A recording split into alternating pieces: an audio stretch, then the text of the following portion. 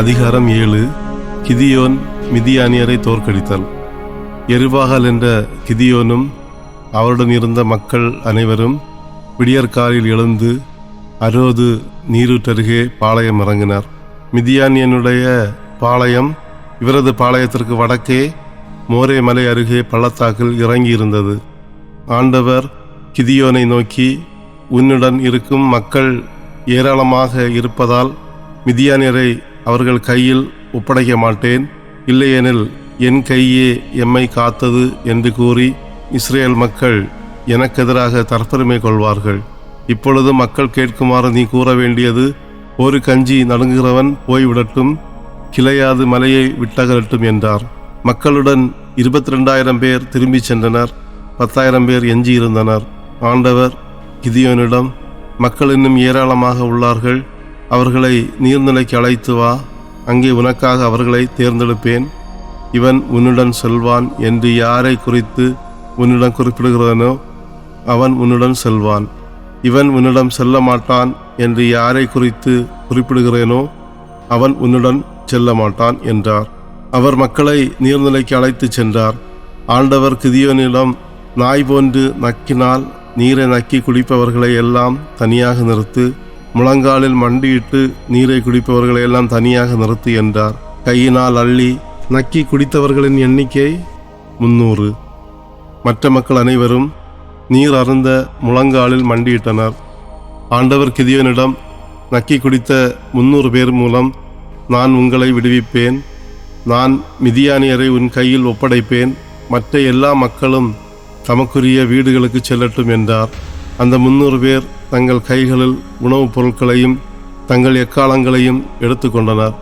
அவர் மற்ற எல்லா இஸ்ரேலரையும் அவர்கள் கூடாரத்துக்கு அனுப்பிவிட்டு அந்த 300 பேரை தம்முடன் நிறுத்தி கொண்டார். மிதியானியரின் பாளையம் அவர் இருந்த இடத்திற்கு கீழே பள்ளத்தாக்கில் இருந்தது. அவ்விரவில் ஆண்டவர் அவரிடம் எழுந்து, பாளையத்திற்குள் இறங்கிச் செல், நான் அதை உன் கையில் ஒப்படைத்து விட்டேன். ஆயினும் நீ போக அஞ்சினால் முதலில் பூரா என்ற உன் வேலையாளுடன் பாளையத்துக்கு செல். அவர்கள் என்ன பேசிக்கொள்கிறார்கள் என்பதை நீ உற்று கேள். அதன்பின் உன் கைகள் வலுப்பெற நீ பாளையத்துக்கு எதிராக செல்வாய் என்றார். அவர் பூரா என்ற தம் வேலையாளுடன் பாளையத்தில் இருந்த போர் வீரர்களின் எல்லை காவலுக்கு சென்றார். மிதியானியரும் அமலேக்கியரும் கிழக்கில் வாழ்ந்த மக்கள் அனைவரும் வெட்டுக்கிளிகள் போன்று ஏராளமாக பள்ளத்தாக்கில் தங்கியிருந்தனர். கடற்கரையில் உள்ள ஏராளமான மணலை போன்று அவர்களுடைய ஒட்டகங்களுக்கு எண்ணிக்கை இல்லை.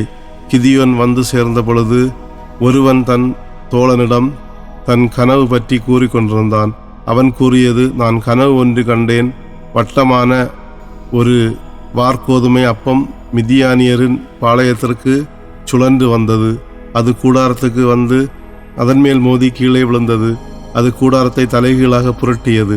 கூடாரம் கீழே விழுந்தது. அவனுடைய தோழன் மறுமொழியாக, இஸ்ரேலனும் யோவாசின் மகனுமாகிய கிதியோனின் வாளை தவிர இது வேறொன்றுமில்லை. கடவுள் மிதியானியரையும் பாளையம் முழுவதையும் கிதியோன் கையில் ஒப்படைத்து விட்டார் என்று கூறினார். கனவையும் அதன் பொருளையும் அவன் கூற கேட்டதும் கிதியோன் தலை வணங்கினார்.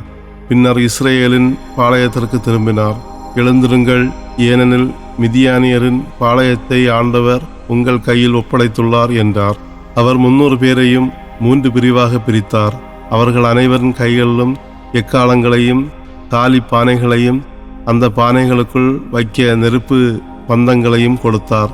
அவர்களிடம் அவர், என்னை பார்த்து நான் செய்வது போல செய்யுங்கள். நான் பாளையத்தின் எல்லை காவல் வரை செல்வேன். அப்போது நான் செய்வது போல நீங்களும் செய்யுங்கள். நான் எக்காலம் ஊதுவேன். நானும் என்னோடு உள்ளவர்களும் ஊதும் பொழுது நீங்கள் அனைவரும் பாளையத்தை சுற்றிலும் ஊதிக்கொண்டு ஆண்டவருக்காக கிதியோனுக்காக என்று முழக்கமிடுங்கள் என்றார். நள்ளிரவு காவல் தொடங்கும் நேரத்தில் காவலர் மாற்றி நிறுத்தப்பட்டனர். அப்போது கிதியோனும் அவருடன் இருந்த 100 பேரும் எல்லை காவலை அடைந்தனர். கிதியோனும் அவருடன் இருந்தவர்களும் எக்காலம் ஊதினர். தங்கள் கையில் இருந்த பானைகளை உடைத்தனர். 3 பிரிவினரும் எக்காலம் ஊதினர். பானைகளை உடைத்தனர். தங்கள் இடக்கையில் நெருப்பு பந்தங்களையும் வலக்கையில் ஊதுவதற்கு எக்காலங்களையும் ஏந்தியிருந்தனர். அவர்கள் ஆண்டவருக்காக கிதியோனுக்காக ஒரு வாள் என்று முழங்கினர். பாளையத்தை சுற்றி ஒவ்வொருவரும் தன்னுடைய இடத்தில் நின்றனர். பாளையத்திலிருந்த அனைவரும் ஓட்டம் எடுத்தனர்.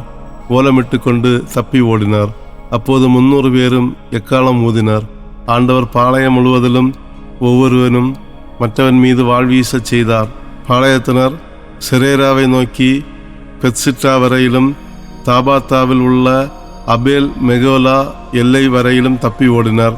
நப்தலியிலிருந்தும் ஆசேரிலிருந்தும் மனாசே முழுவதிலிருந்தும் இஸ்ரேல் வீரர் ஒன்று திரட்டப்பட்டனர். அவர்கள் மிதியானியரை துரத்தி சென்றனர். கிதியோன் எப்ராயிம் மலையில் உள்ள அனைவருக்கும் தூதரை அனுப்பி, மிதியானியரை எதிர்த்து கீழே இறங்கி வாருங்கள், பெத்பராவை உள்ள நீரூற்றுக்களையும் யோர்தானையும் கைப்பற்றுங்கள் என்றார். எப்ராயிம் மக்கள் அனைவரும் ஒன்று திரண்டனர். அவர்கள் பெத்பரா வரை உள்ள நீரூற்றுகளையும் யோர்தானையும் கைப்பற்றினார்கள்.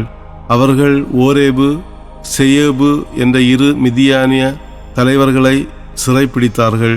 ஓரேபு என்பவனை ஓரேபில் உள்ள பாறை மேல் கொன்றார்கள். செயேபு என்பவனை செயேபில் உள்ள திராட்சை ஆலையில் கொன்றார்கள். அவர்கள் மிதியானியரை மிதியான் வரை துரத்தி சென்றார்கள்.